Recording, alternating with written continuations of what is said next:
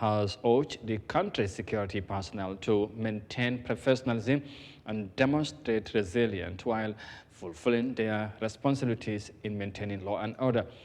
Barrow made the remarks while addressing the nation following a recent protest in Maninari and Lamin after Omar Baji's death reportedly while in police custody.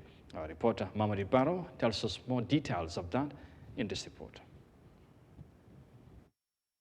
In a televised national address on Monday, President Adama Barrow urged citizens to embrace unity and engage in constructive dialogue amid ongoing tensions sparked by the death of Omar Baji in Mandinari police custody.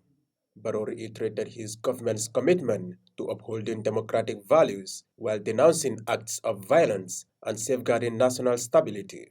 He underscores the dual imperative of honoring human rights and preserving public confidence in institutions while reaffirming the government's duty to protect all Gambians. Security forces, I urge, continue professionalism, restraint, and respect for the rights of all citizens, uphold our constitution, act with wisdom, and protect public order in a manner worthy of the confidence Gambians have placed in you.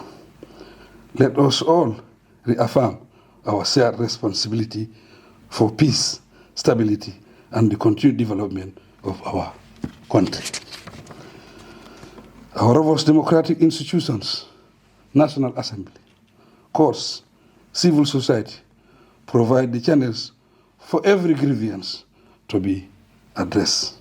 Let us use them and reject any path that leads to disorder and harm. President Barrow also expresses deep sorrow over the passing of Omar Baji, a young Mandinari resident who allegedly died while in police custody. He offered heartfelt condolences to the Baji family and reaffirmed the government's commitment to supporting them and others impacted by such tragedies, emphasizing the value of every citizen's life. Barrow mentions that each loss diminishes the nation and everyone underscores the fragility of years.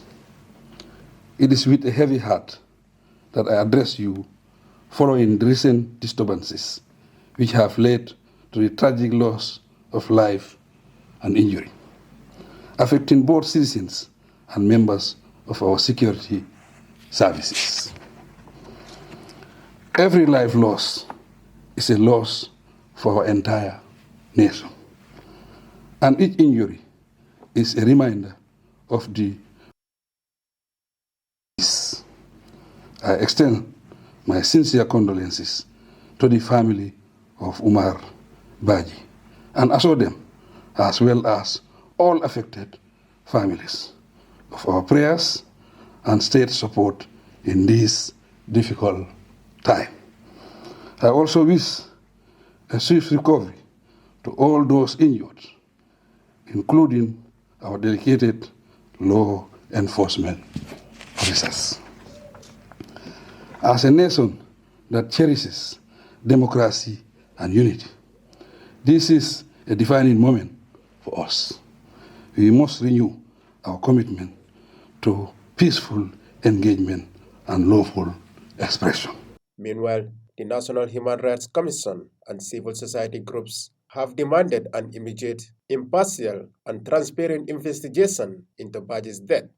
They emphasize the need for accountability and transparency in the investigation process. According to Gambians Against Looted Assets, Gala, the youth and residents of Maninari have petitioned the Ministry of Interior demanding the following actions without delay. 1. Immediate suspension of all police officers involved in the arrest, custody, transport, or suspension of Mr. Baji, pending the outcome of investigations. 2. Constitution of an impartial investigation panel to inquire into circumstances of Mr. Baji's death. The panel should include National Human Rights Council and independent experts with guarantees for witness protection, evidence preservation, and a public record of findings. They are also demanding prompt charging and arraignment in court of any officer found on the basis of evidence to be criminally responsible. The investigation and prosecution should be conducted in full accordance with due process and the laws of the Gambia. For clear timeline, within 7 days of receiving this petition, they expect a public update confirming the suspension of the officers involved, the establishment and terms of reference of the panel, and the timeline for formal arrests and chargings where the evidence warrants it. The death of Omar Baji has sparked a broader conversation about police brutality, human rights, and the need for reform in the Gambia. Reporting for Eyeafrica News, I am